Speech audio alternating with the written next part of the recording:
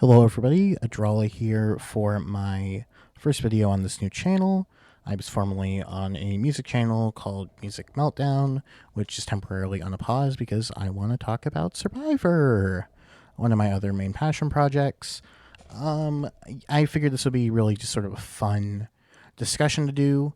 This is heavily inspired by Survivor Gumball's recent video on Survivor Ghost Island, where he sort of goes back through the season and does sort of an Edgic analysis upon it. In case you don't know, Edgic is based upon the edit and the logic utilized within Survivor to try and determine a winner. As such, I've decided to go back and tackle Survivor Borneo in that sense. And because of that, I'm going to run through each eliminated player one by one and just sort of give my overall assessment and analysis as to how I felt they played and how I felt sort of their edit ultimately ended up affecting things and how I would rank them. That being said, I really hope that you enjoy and stick around for this. All right, so for the first player that we're going to be discussing, of course, is the first boot in all Survivor. That's going to be Sonia Christopher. She was the first boot on this season, and ultimately for all of these videos, I don't really put much thought into the first boot. I'm obviously not making sort of a preseason ranking, as the preseason was back in 2000, where I was -4, so that's not going to be a part of this. But what can I really say about Sonia? She ended up costing the team the challenge. She seemed well liked enough socially, but just simply was a really bad sort of physical player across here, and within a season like Borneo especially, that was just very heavily focused upon ultimately challenge strength, and even more than that, just sort of your overall ability to help within the challenges and whatnot. Sonia Christopher just ultimately didn't have a chance. Probably the best thing to note for her is she went out in a 4-3-1, which is fine, but I think it's more so just based upon the meta of how they played in Borneo, which just naturally was going to favor people that were liked better socially. But even then, just her blatant lack of physical assets was ultimately what costed her. I didn't really think that Sonia had much shot. She would have probably been, if she did survive, within the bottom 4 or 5 inherently after this episode, but I don't know, just not a great look for her. So that's why she was at the bottom. 3, 2, 1, cut here. Alrighty, next up is going to be the second boot of the season, the first member gone from Pagong. That's going to be BB Anderson. BB is a remarkably bad player of Survivor. I think he kind of goes understated, generally speaking, just how bad at Survivor PB was. He was consistently at the bottom of my power rankings within episode 1, and obviously in the following episode whenever he got eliminated. And what can I say about BB? He was just incredibly domineering to his tribe. He didn't get along with most of the people there. He really does work as a fascinating sort of counterpoint to Rudy this season, as somebody who just simply wouldn't even really try to fit in with his tribe, and ultimately ended up paying the price because of that. Him also pseudo-quitting the season by the end of things was a really bad look for him. And ultimately, just BB really was just dead in the water from an edit perspective, because they really just took every opportunity to really just dunk on him by the end of things. So yeah, there's not really much more to add about BB. He was just sort of a fish out of water on his tribe, and ultimately just didn't stand much a chance because of that fact. Figure in Survivor history now, Stacy Stillman. Obviously, she's most recognizable now for suing the show postseason, which is certainly something. But Stacy was fine on the season. She was consistently near the bottom of my power rankings, mainly just due to the fact that she wasn't given much content, and the content that she was given was never really great. It seemed like a lot of the tribe kind of grated with her, just simply didn't get along that well. And outside of her allegiances with Kelly and Sue, which Sue ultimately never really seemed that loyal to, it just seemed kind of clear Stacy was going to be on the outs from the beginning. And the fact that Rich put her vote on her in the very first episode is sort of more telling of anything as to how Stacy really was within the tribe. And I don't know, as a character, she also didn't bring too much. Just not really somebody that, when analyzing her content, really stood much a shot. However, she's definitely more notable just due to what she's done post-Survivor, so that's about it on Stacy. Now, after Stacy, the boot in the following episode was Ramona. And Ramona is just somebody that I feel pretty bad for. If you don't know, Ramona actually got really sick at the preseason, so she simply wasn't able to really blend in with those sort of early dynamics within the tribe, which ultimately just sort of costed her. As I do think that Ramona could have done a lot better had that not been the case. However, Ramona still got sick, and that was a bulk of her content. And ultimately just ended up costing her her season because she couldn't contribute as much. She got some really good content in episode 1, actually, where she was actually at 4th place for me, which really surprised me. She got a lot of really solid narrational content to really open out the episode, and stuff saying how like she's not really suited to the elements, but how she's going to persevere through that. And I thought that was actually a really solid start, but for the most part, her content just ultimately ended up divulging by the end of things into just her being sick and not being able to get along with the tribe because of that. And I don't know, from a gameplay perspective, she seemed fine with like Jervis, but past that, there just wasn't much there. So after that first episode, I really just simply didn't have a lot of hope in Ramona. After Ramona, we have one of, if not the like single least notable character on this entire season, and that's Dirk. Now, I will say this now. I do not like Dirk. I think that Dirk is really annoying.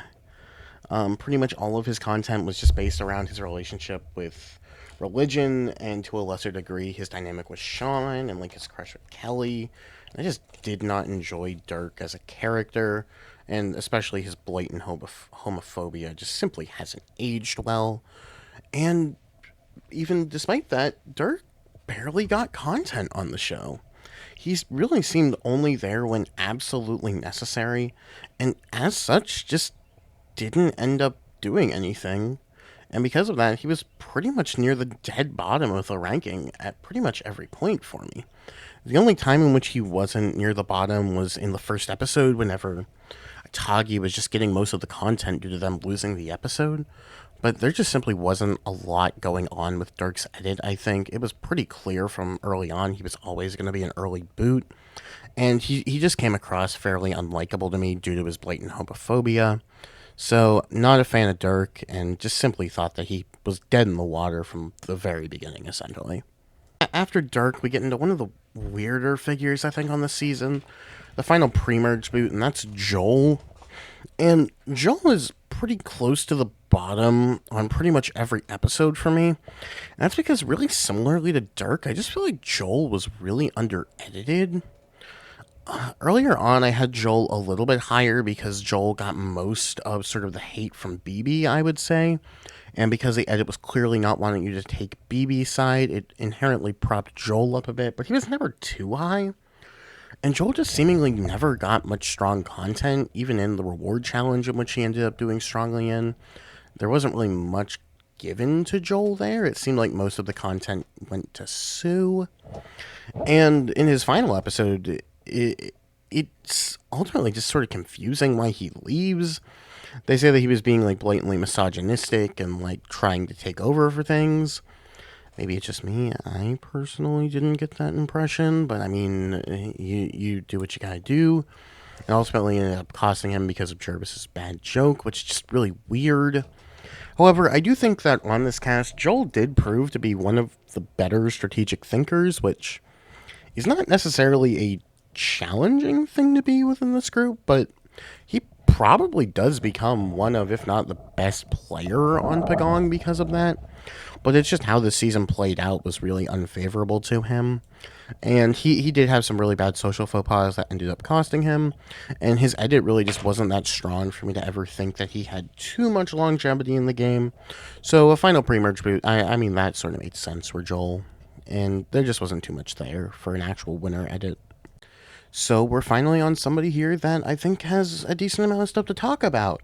And that's the merge boot in Gretchen, where Gretchen, I think, actually was one of the top contenders. She was as high as number 2 coming out of the first episode. I think she got a lot of really solid content, a lot of really strong material of just sort of helping to analyze what Survivor was at this point.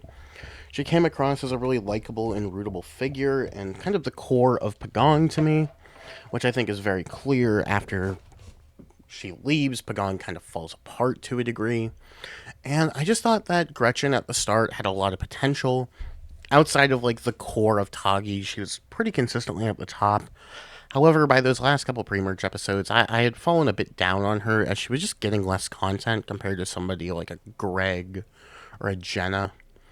And I don't know, I think that she had the potential to be a really high contender, and she seemed like had Pagong stuck together, had they had the numbers, she was a very likely winner at that point, because I really do think that she was really at the epicenter of everything that was going on there. I think that we've heard postseason Gretchen, Jenna, and Colleen were all very close, so they realistically would have gotten together. However, ultimately, she was just the recipient of that 4 to 1 to 1 to 1 to 1 vote, which ultimately ended up making it to where Gretchen was going to be the merge boot here. However, I do think that she had a lot of solid content up to here, and from my perspective, might be the first like proper Edgic blindside. However, there really isn't much Edgic in Borneo, so it is what it is.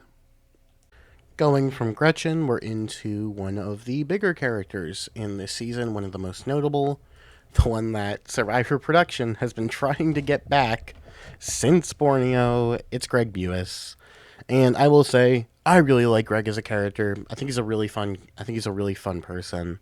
Obviously, the coconut phone stuff. He had his stuff with Colleen, which, I mean, I don't care about, but, I mean, America did. And he was just sort of a really sort of wacky goofball energy that I think really elevated the season. However, I never really took Greg that seriously as a contender, which is weird to say because he was the highest rated out of everybody that wasn't on the Tagi tribe from episode 5 to 7 for me, as I do think he was getting very solid content really after Gretchen started to go downhill. It seemed like Greg was kind of emerging as the team leader for Pagong, and as such, he just sort of was getting most content about sort of everybody there and sort of the overall dynamics. He seemed to be one of the people that was helping to lead the charge in the Joel boot, although how much strategy was really there. And the main issue with Greg, just consistently across the season, and all of Pagong, is just how unwilling to strategize pretty much all of them were. It's a shame, because I feel like there were really solid players here. I feel like Greg could have been a really solid player, Gretchen as well, and the next person we're going to be talking about especially could have been really solid players, as we'll see for Jenna Lewis, but we'll get there. But it just ultimately didn't come together this season. But based on the content that he got, I thought that he was a somewhat viable winner candidate if he were to like win out, but that was never happening. Greg just simply wasn't the greatest in challenges, but it was what it was. I thought that Greg was a solid character. He had a little bit of potential to win, but I don't know, if he were to be on a more recent season, he'd probably have more like an OTT over the top edit, to where I just don't think that he would have ever been like super high in winner contention. But just based upon how Borneo was edited in the time, he did end up being decently high on my rankings. However, he did get out in episode 8, so oh well. After Greg, we're on to a bit of a smaller character in Borneo, but somebody I actually really like, somebody that will later come back on All-Stars. We have Jenna Lewis, which I will say, I actually really liked Jenna Lewis on Borneo. I thought that she was a really nice person, just like a fun presence across the season. It seemed like people were really annoyed by her, which I didn't really get. So maybe something was edited out that made that sort of lost in translation on me. However, Jenna Lewis was never really that high of a contender. She was sort of always like the third or fourth most prominent person on Pagong. You could pretty much always count on Greg and Gretchen and Jervis to be sort of like the higher priority on that tribe compared to her, and it just sort of showed in the edit where her content really wasn't there for most of it, and she wasn't getting the stronger content for her overall character until near the end of her run, whenever obviously she didn't get the video message from home and with her letter from her kids, which, I mean, is fine, it is what it is. It gave her some solid content, but ultimately just didn't end up leading to much. And she just sort of unceremoniously goes out in the mid-merge due to the pagonging. It's a bit of a shame. I like Jenna. I thought that Jenna, even on this season, had a lot of potential to be a really solid player. It just didn't end up panning out due to the overall dynamics. But it just sort of is what it is, and I never really viewed her as too high of a contender this season. So after Jenna, we have somebody that I really like, but I just don't really know what the edit was really doing with, and that's Jervis. Jervis is really weird. Obviously, Jervis would come back very far down the line in Survivor Blood versus Water, and I don't really get why, ultimately. Mind you, I like Jervis a lot, and I'm glad that he got another chance, and I would honestly be fine with another Jervis return. However, I just don't really think it's that likely at this point. And beyond that, his content in Borneo is just kind of strange to me. Mainly just in the sense of, really just he got a lot of solid content, but he was also undermined a lot of the time. Earlier on, he was sort of middle of the pack. He was solid. He was never really like too high of a contender for me. And then he just shoots all the way to the bottom in episode 6 with the cow comments, which he definitely takes a hit for. Like, obviously Joel is who gets eliminated, but he is like dead in the edit by that point, because naturally Survivor likes to portray their winners in a more heroic and a more positive light, and just simply put, they aren't going to want blatant sexism as a part of their winner's character, or at least in such like a predominant way that is, and that just shoots him all the way to the bottom. He gets a little bit of solid content in the merge, but for the most part it just comes across as inconsequential, and he really only comes back when absolutely necessary. And I'm just confused by Jervis's edit ultimately. He ends up going in 7th, so he's not a major player on the season, but he was always getting content, and I will note he did seem like one of the better confessionalists at this point in the show. I like Jervis a lot. I think that he was a cool character, and I do think he was actually one of the more better players on the season. I actually have him as a player rated 3rd, because I just think naturally he's always going to make a merge. He's always going to do relatively well due to his physicality here.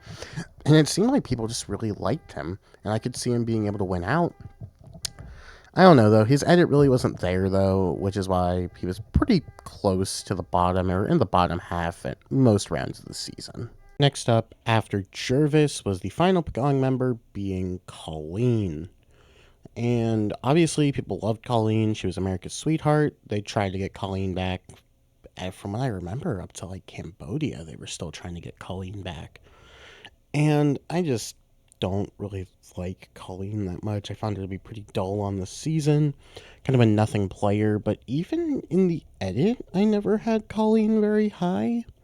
It just sort of seemed like Colleen never really got a ton of proper content on the show to me. A lot of it was either revolved around her stuff with Greg or just about Pagong in general. It seemed like very rarely we got proper individual content from Colleen. There was a little bit whenever, of course, she was the last Pagong member, but for the most part, Colleen just sort of weirdly didn't get much content across the season, which I wasn't expecting to be the case. This was my first proper watch through of Borneo, and people love Colleen. Like, she's obviously talked about as America's sweetheart, as sort of who would have probably won a fan favorite poll at this point in time, her or Rudy. So it just seems very weird to me that she's pretty under-edited throughout a lot of it, I would say. Or a lot of the content that she's getting is just sort of inconsequential. I don't know. I don't have a ton to say about Colleen. I don't think that she's a good player really at all either. Akin to most of the other players on the season, she didn't really seem willing to properly do the strategy. And while she picked it up a bit whenever it was down to like her and Jervis, it was just her and Jervis at that point, so there wasn't much to really happen. I never really thought Colleen had much of a chance to win, even really before Pagong had sort of fizzled out, so that's about it on Colleen. We are now into the top 5, obviously the remaining 5 from Tagi, and unsurprisingly, the next person out of that group was Sean Kniff, where Sean was certainly a character. he had some decent moments, but he was never like super great, I think, in one way or another. And ultimately, he was a really terrible player as well. Obviously, the person to do the alphabet strategy, which I think is better than people like inherently give it credit for explicitly on this season. But also, I don't think it was really that strategic what he was doing it for, so I don't really give him that much props. And even as a character, Sean was just like the punching bag of the season. He was consistently near the bottom, within the bottom half of the cast. Even as early as episode 2, he was near the dead bottom. And he was just constantly being dunked on over and over again throughout the season. Almost to the point where you start to kind of feel bad for the guy. Because it just seemed like he was trying to be a nice enough person. It's been said he was trying to get like a talk show or something, which fair enough, but he just really had no chance. It didn't seem like people out there really respected him, especially after the alphabet thing and where he was just continuously being mocked for that. I never looked at Sean as somebody who even really stood a chance, but I feel like in a modern day you could maybe view him as like a potential GOAT, but that's about the best you could do for Sean Caniff. Just not at all a strong contender based upon his edit whatsoever.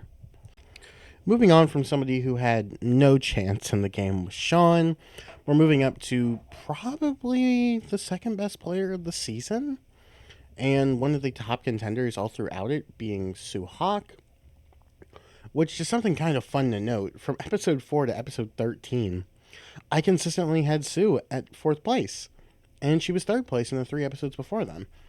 Sue was consistently getting very strong, very solid content all throughout the season. She was really shown as being one of the heart of Toggy. She was in good with pretty much everybody on that team, and ultimately just had a really solid shot. The main issue is I don't think that she was ever really being set up properly for a win. She never had like a great winner quote, and really did seem like she kind of struggled socially. Notably with some of the people on the Pagong tribe didn't seem like they were big fans of Sue. And this is not me saying anything negative about Sue. I think that Sue is a very solid player and probably a bit of an underrated player nowadays. But ultimately, I just never really saw her content leading to a win, which was the main issue with putting her too much higher. Although she was a massive character, she was a really solid player and was one of the highlights of the season for sure.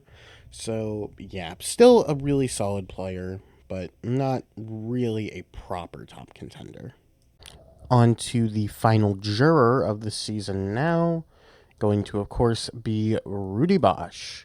And Rudy is a weird character to assess. For one thing, I think that he's a lot of fun. He has some really good one-liners.